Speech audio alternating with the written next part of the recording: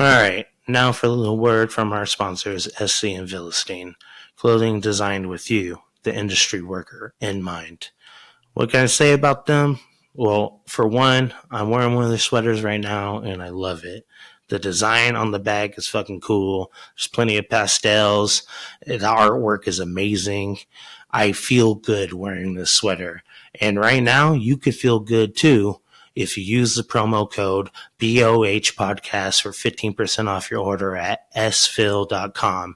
AESPHIL.com. Again, that's BOH Podcast, 15% off, sphil.com. SC and Philistine, living fork in hand. You kind of care more. And it's like it bleeds, what you're doing bleeds into how you kind of portray yourself at the job. If you're working at a pub that, got dirty grout and just deep frying everything and just slinging fries and burgers all day, then you might feel a little greasy. That's fine. A little greasy, a little burnt. Yeah, a little burnt out. A little saucy. But that's, there's plenty of nice people in those environments too. You'll just notice that it's a little less professional. I imagine that the differences would be more palpable in, say, like kitchens. I don't think making a comparison between Runner Park and Petaluma is enough distance or difference in culture. No, if you ask me, like, if you were like trying to compare San Francisco or something to, I mean, Denver. Obviously I've never worked in San Francisco, but I know people who do, and it's different. There's a lot more drive, I think, because the pay is a little bit better out there, but rent's not good out there. I don't know that it's like pay driven, given how, like, I feel like a lot of them don't get paid well enough, and it's just mostly driven by they want that. You want to work at a really good spot, and you have to keep up with the power. No, I guess that's what's the big thing is a lot of the dudes I know that work in Frisco live here or live fucking wherever, and they'll go and commute to go to their job because they're making $35 an hour or whatever. Damn. Right. Because that's like how it is in San Francisco. Frisco's got a whole nother bunch of like wage laws like kind of work into that as well, because they're hoity-toity, like kind of hippie town, Besides the point, I feel like now would be a great time to work in San Francisco just because of what a shithole it is. It must be wild to just have a shift there.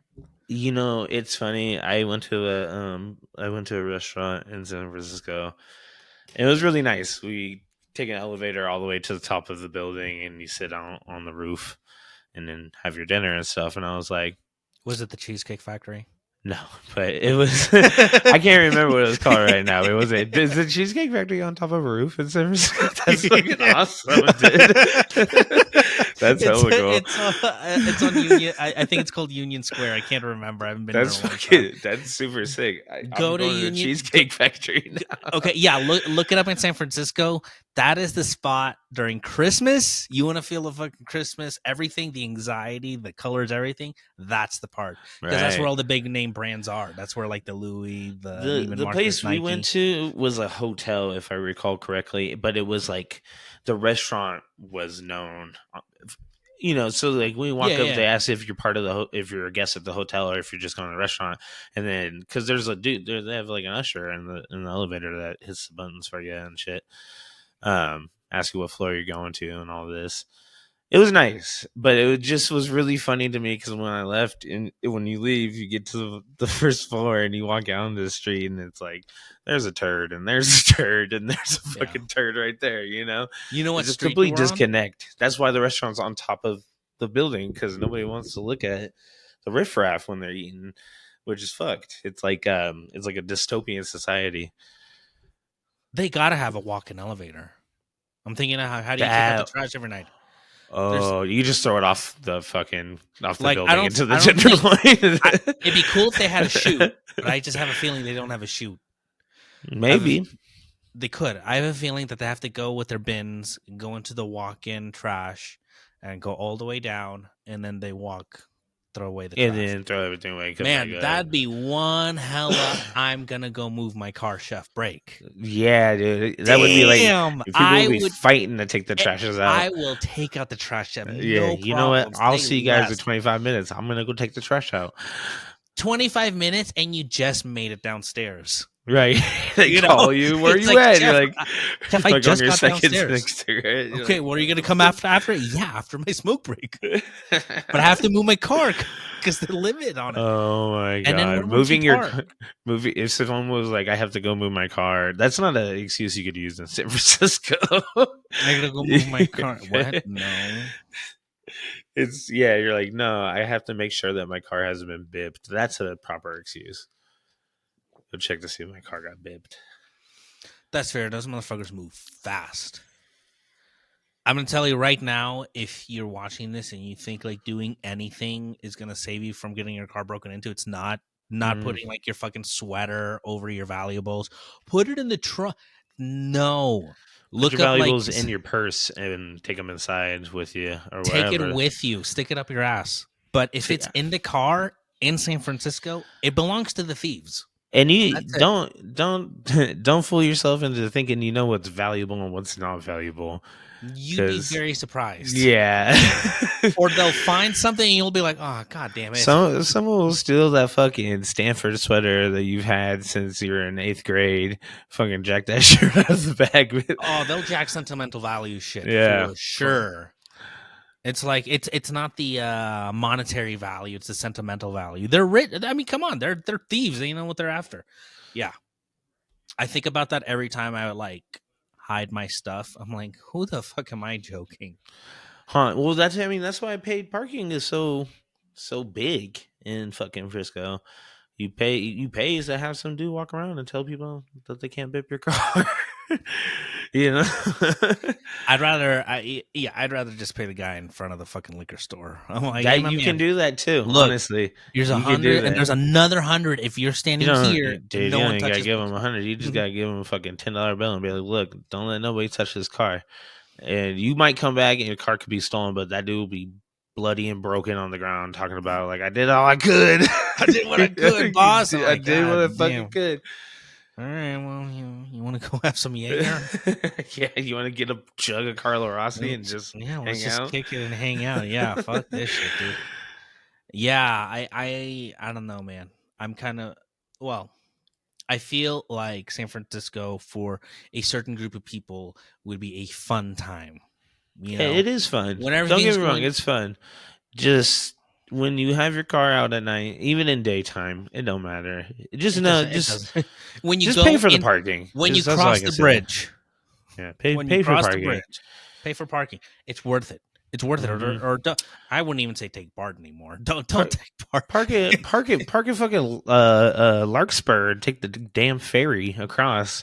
Okay, so down the street from the Costco, there's a freeway exit or entrance, not sure what there is, but underneath there is parking that's been free. I used to go there, park it at 5 p.m., and I'd come back the next day like at 1 p.m. and pick it up. Nice. Was your car ever broken into? Not once. That's nice. Yeah. So, what will save you is driving a bucket. Drive a bucket. Not a Honda, though. Don't drive a Honda. Your whole car will disappear. But drive a fucking bucket. Something that no one would take even if it was free, like a Saturn. like a rusted out fucking Cadillac that you bought from some dude in Detroit. A Geo Metro.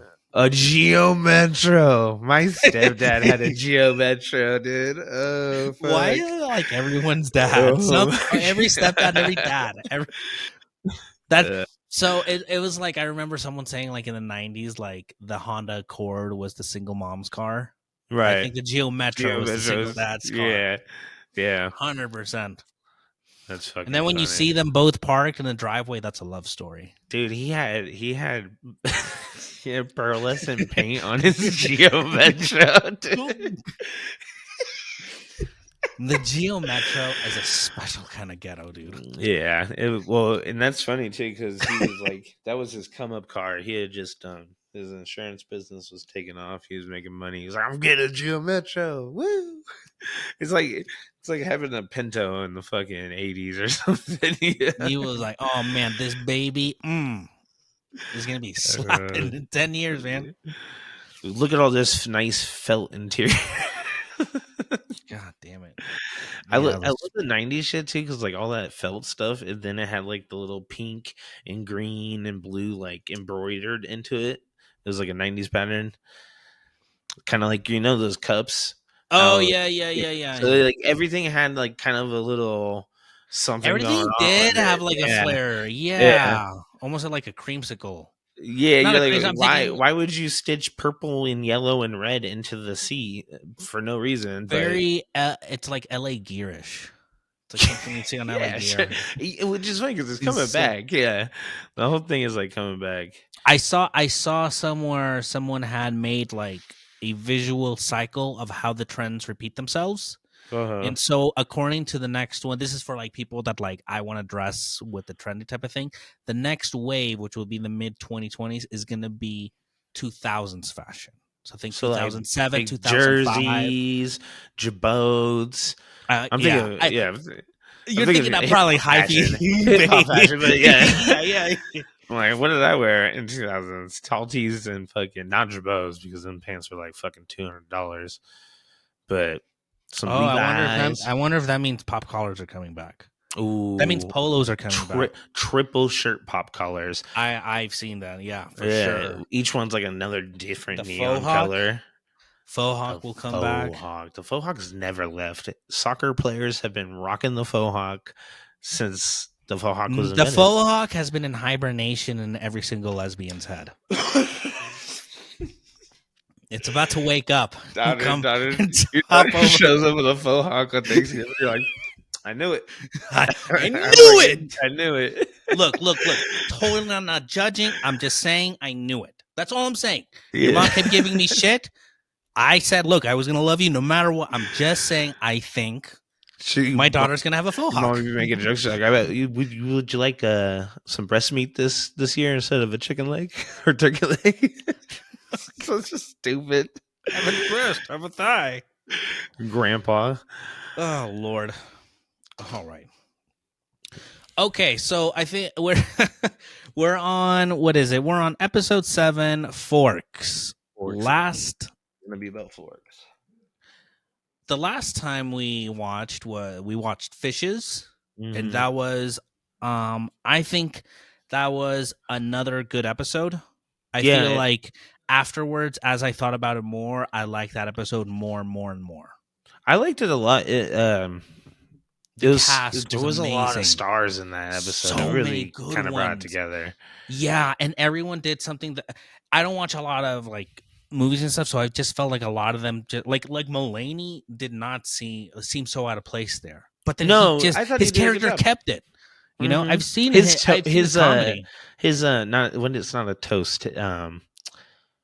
His toast. Was it? But no, they were saying his grace. Speech. Grace. They were saying grace. I was like, I'm back. I'm not a good Catholic. I'm not Catholic at all. But anyways, his grace was like a really nice like awkwardness to it that you were like, okay, this is kind of wonky at first, and then he brought it all together. I thought it was really nice. I felt that it was awkward because it was the most normal thing that had happened that night. And everyone didn't know what to make of it.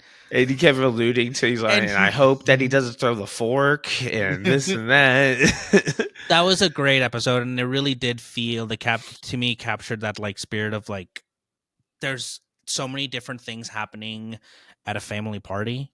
Like everyone, like, you know, someone's in the kitchen, someone's in the back smoking.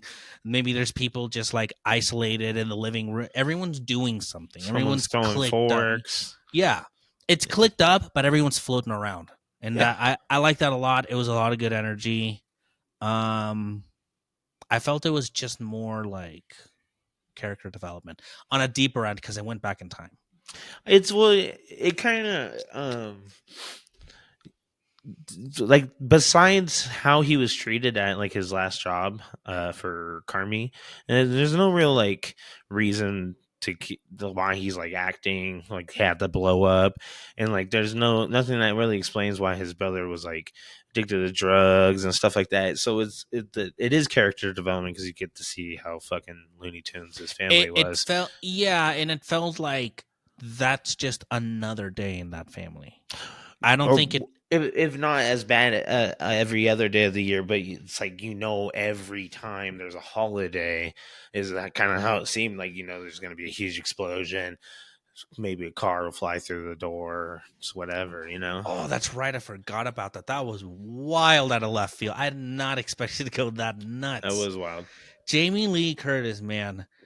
I didn't recognize her for the whole thing, then finally it clicked at the end. What a woman, dude!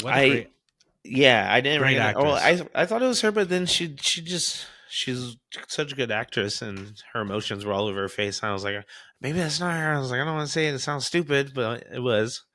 No, that was real. That was fucking talent. The way she does crazy like that, right? And then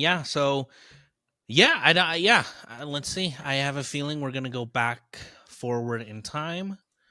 We're watching Forks.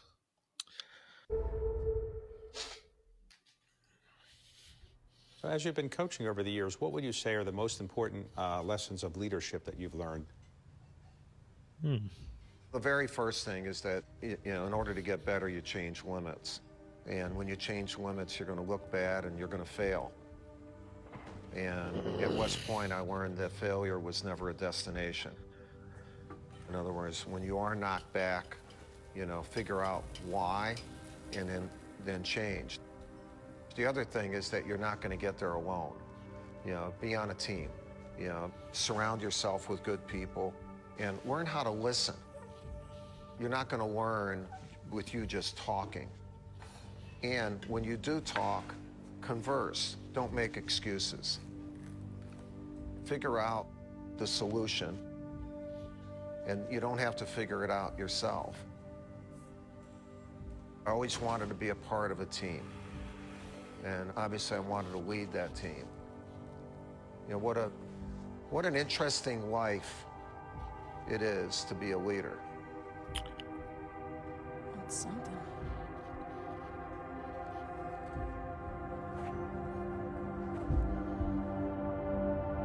Thank you for coming to his TED Talk. Yeah, Coach K's TED Talk. 5:38. It's always unrealistic that they wake up on the first alarm. I got to hit snooze at least like 5 or 6 times. I hit snooze, and that I do one more like quick 20, 30 minute. That's if I choose to do the snooze thing. But I wake up at 6. 5:30, wake up at 5:30. I guess that's fair. Why 5:38 too?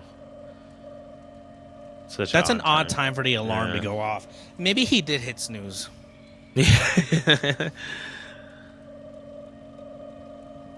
Or maybe that time's relative to him somehow. Maybe we're putting too much thought into this. Maybe.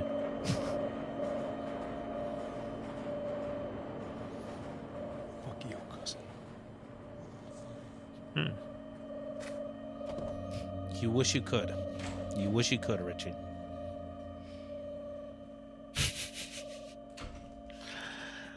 Yeah, Carmi's already fucking their cousin. It's all right. I mean, I've seen what their family's like in the holiday. What are they trying to be, Noma? Jesus. Or no. What is it? Alinea. Is this for real? I think this or is a dream? Business.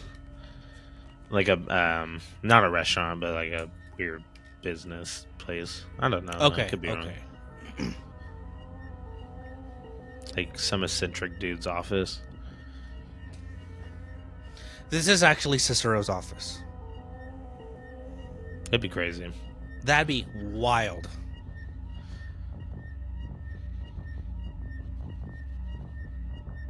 Why is the building so spooky? Everything's blue lit. This is a restaurant. Oh, it is. Totally, yeah. That's a crazy fucking restaurant. That's why I have a feeling that Every second counts.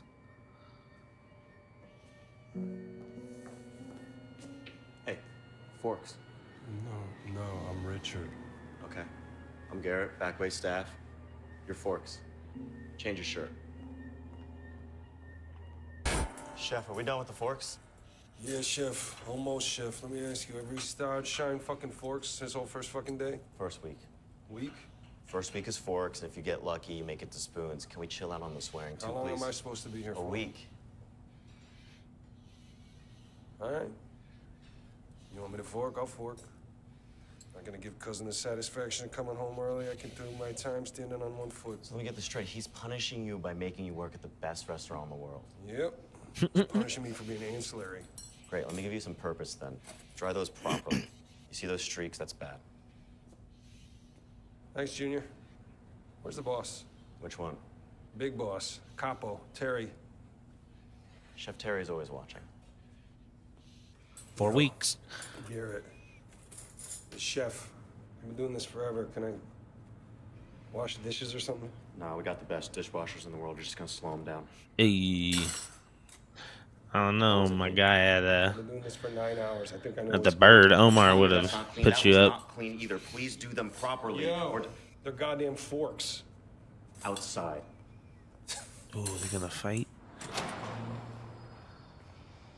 Do you think this is? I below want to you or hear something? this because Man, I think I'm 45 years old polishing forks. No one is asking you to be here. I don't think anybody remembers your name. Nice try. You think I don't know how hard it is hiring people since COVID? We don't have that problem. You really drink this Kool-Aid, huh? Yeah, I do. Why? Because I love this, Richie.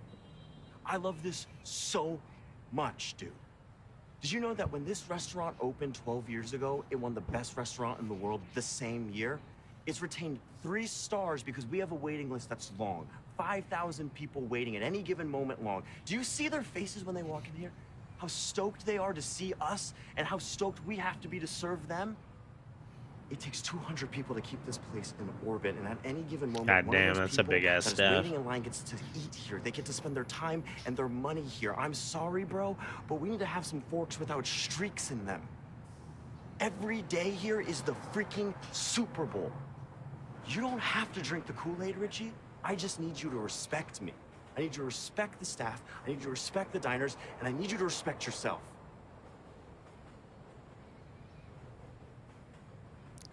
I mean that was well put. That's a very I fair point. can't. Lovely, I'll see you inside. So if someone ends what they're saying to you with "you need to respect yourself," you can't really argue with that, right? Kimberly Fry. Last thing. Still, Be cool. No one is owning up to the smudge. I want The to fact clarify that you that it's can do not it? so much the smudge, but rather the fact that no one is taking responsibility for the smudge. We're not children. It's okay to make mistakes. We can smudge things, but we need to own up to them with immediacy, integrity, and honesty. Does anyone want to talk any more about the smudge? I don't want to talk about the smudge. I want to see the smudge. I want to see this much myself Couple menu too. updates. Per Chef Terry, the Jesus. duck roulade will now be served with a Conquer Grape reduction instead of the cherry. We're going to be adding a dish to the menu that's going to be the 6-course, a Dungeness crab with grapefruit and champagne. Did you talk about the smudge? Only allowed. I know this is ridiculous.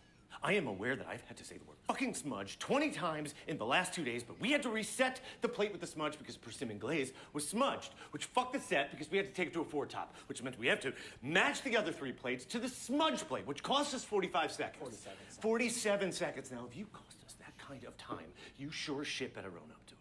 Because we sure shit are gonna pay for it. Now get back to work. Fuck you, Garrett. Yes, Chef, fuck me. Hey, okay. Fuck. Yes, I fuck. What the fuck was that? Holy shit. Oh fuck, man, that was intense. So I wanted to just tell you something. And it's a little bit hard to say. She got another man. Are you all right? I'm fine. Yeah, I'm fine. I just want you to hear it from me.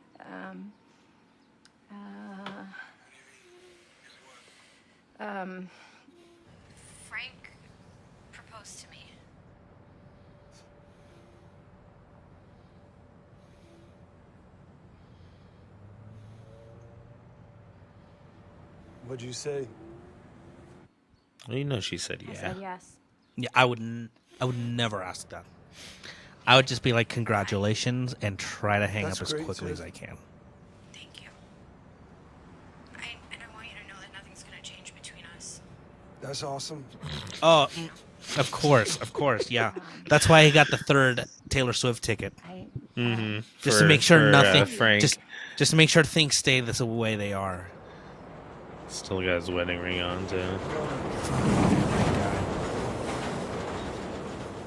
But see, that's the last time he's gonna say it like that. He's waking up earlier now. Just making progression. Combing his hair. He's been watching the Fresh and Fit podcast. He's tired with these hoes. He's over it. Man's new mission, new goal. Look at that. He's got men on his fucking wall with no shirt on.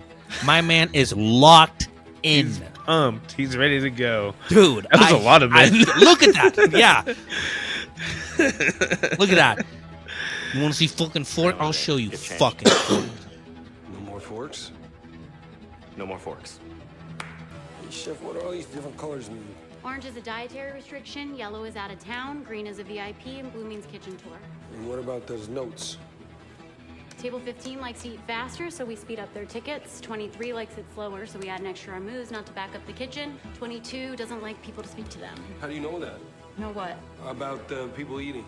We have a designated staff member that researches each guest. Yeah. Holy shit. Fuckers. What's that ticking? Wait list. Minute somebody He's no-shows or feeling cancels, it we now. pull Like somebody up. it's clicking, dude. Oh, was Like that it's what? even with me. It's like He's like, I'm gonna be looking up every customer that comes in. This shit is crazy. sometimes, like for me, I just need to I understand need the you to thought stand in the process corner for and get the fuck out something, of my you way for know. 1 minute. 5. Distillation. 5 on 4. Yes. 24 walking in 5.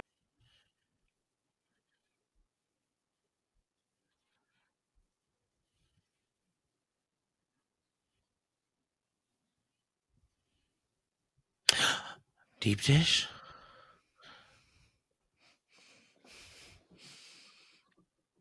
We're gonna make a deconstructed, dehydrated, deep dish quasi pizza. You're gonna go get a deep dish pizza. No fucking way, bro.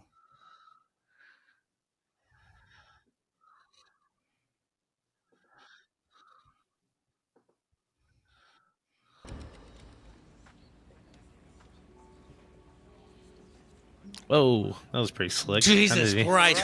Oh my God, you give me a heart attack. Don't do that. Almost there. Just another 7 courses. He's I know gonna- you guys have probably waited a very long time to be here.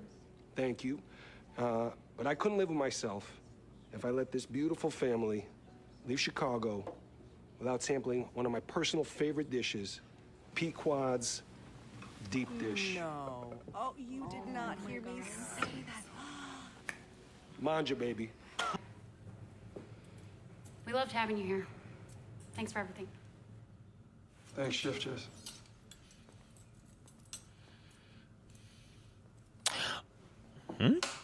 Oh, say less. Say less, Chef Jess. I get it. Richie's. I do want to do some staff reviews, actually. I tried to move too fast, couldn't keep the place open, and the market crashed, and I got killed. She's a ghost? Public wipeout. Oh, yeah, the most public way. I was just talking to the female chef. What female chef, Richie? Has there been What- a female chef We were yet? just doing Yes. the mushrooms. That was on my, Oh, my 38th old birthday. mushroom Sally. I was out walking all night, Old Chef unemployed, Mushroom Sally. angry, depressed, From Britain. blaming everybody else for all the time I'd lost and the money I'd lost. all Didn't the- you think it was weird that she was peeling mushrooms in the And I was walking to pantry? Lincoln Park, my phone had died. And so I stood under this awning waiting for the rain to stop. Yeah, I I mean, just stood there and Like, stared, how many and prep then rooms do you eventually think we something- have? And it turns out. like, yeah, I went in the right bathroom and there's this lady Yeah, I peeling walked down to the mushrooms. front, And I saw the sign. It's the gas leak. It was an actual sign. It was Huh. a restaurant for lease sign. It's the asbestos. My God. Half the same way every time. Chef? Yes, chef. Arno upstairs. Oh, thank you, chef. Don't be a stranger, Richie. She likes Say hi to him. Carmen for me. Yeah, we'll do. Thank you. Richie, seriously, you have a Good evening, third. man. Tell her you have a third Taylor Swift We should ticket. say that. Uh-huh. He told me. He said you're good with people. He's not wrong. You say, I gotta call him back. Nah, I might have gone overboard with the whole jack off comment. All right. Yeah, I mean, you know how I am. You know I can be an asshole. What's your dad?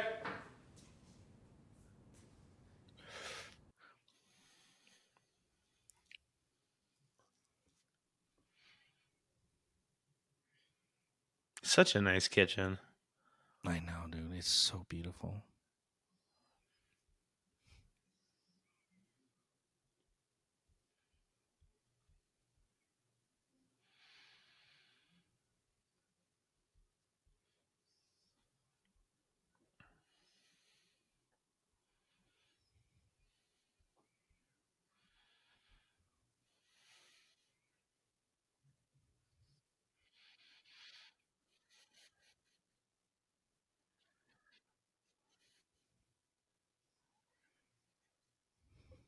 Hmm.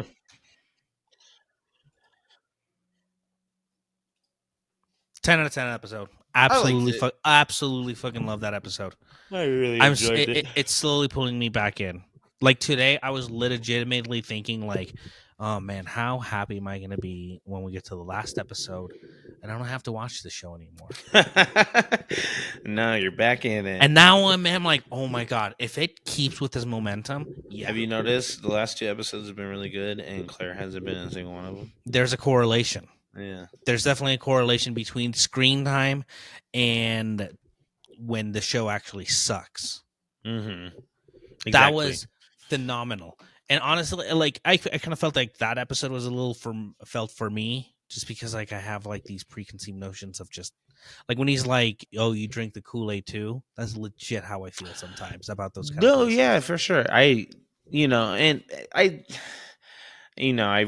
really doubt the altruistic intentions of most of these places. I don't think they're all out there comping dinners like that and shit. But it is nice to think of it. I'm sure there are places out there that are of environment like that as well. It's just because the world's evolving, that our industry is evolving super hard. Yeah, because it's like I couldn't see it and then just think that it's that kumbaya. I mean, everyone's intense, but it's like no, like it's a little more toxic than that. Yeah, I mean, the dude was like, "Fuck you, Garrett." That seems realistic. That was the most realistic thing. If they would have done that like every other 2 seconds while Richie was in the kitchen, then I'm like, okay, yeah, this is legit. Mm-hmm. But no, I liked it a lot. No, I think you're right. I think it was a very romanticized version. They definitely had a hand in how they wanted to be portrayed. So who do you think left the smudge? I think maybe that's why maybe it was Richie, and that's why he was like, "Fuck you, Garrett. You let your new guy smudge the kitchen up. He doesn't even know where he left the smudge." No, maybe he knew it was Garrett setting up. It was but it was plating. I'm remembering that now. It had to be Richie. Come on now, it had to be. Richie just went in there, started playing dishes. He's like, "Here you go." Or it was just a coincidence, and it just so happens. You ever like fuck up, and then coincidentally the chef brings up, "I need you guys to stop doing this," and you feel he's talking about you. You're like, "Sorry, chef." Or you're like, "I wasn't talking about you, but since you mentioned it, my bad. I didn't mean to do that." He's like, "I didn't see you do that. I just don't do that. Don't do that." Yeah. No, that was fucking awesome. And I mean, more or less the mindset behind it, even though maybe it's a little hokey, but yeah, I mean, like, every second counts. You got to love it. You got to love that shit. It's the way, like, I don't mind being yelled at by the right chef because I love what I do so much. It pumps me up, man. Mm-hmm. Yeah. It was nice to see the kind of like the ego death thing happen to Richie, where he like sees the passion that people put into it, and he kind of is starting to get it. Yeah. It'll be nice. It'll be cool when they start everything swinging, and Richie's out there being, the front of house manager, running the show and doing a great job. That's going to be awesome to watch. And it's really cool that he is open. He's open. I mean, a lot of people would just see all that and completely miss it. They'd miss the deeper things. that's the thing is he wasn't open at first, right? He was like, "Why the fuck am I in here polishing forks all day? This is bullshit." But then it's like if you stick it out and you kind of get to know people, then I guess that's when you get to realize like. But they were also willing to be open with him. That's the thing, yeah. I mean, that manager you can only be as your teacher, right? Didn't have to do that.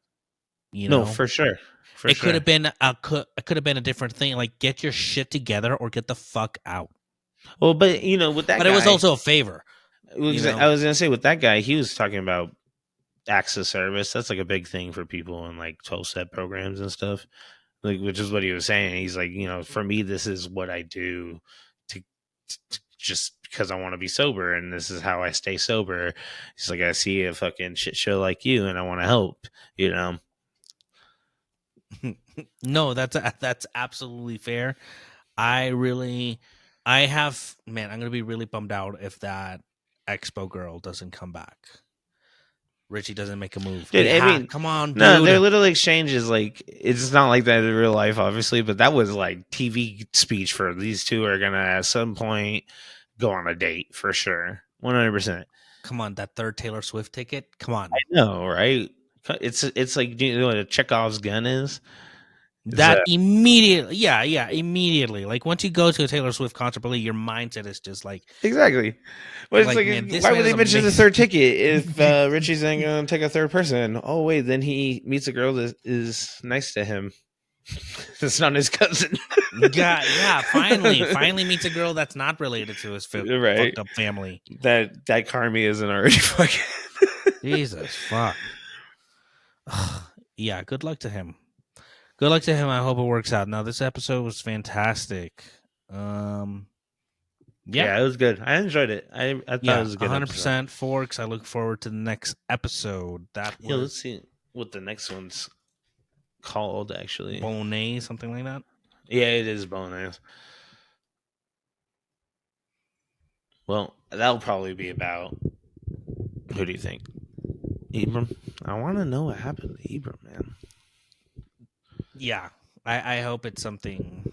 Yeah, I hope we get an Ibram episode. It's gonna cut like the next episode is gonna start with him on that bench smoking a cigar.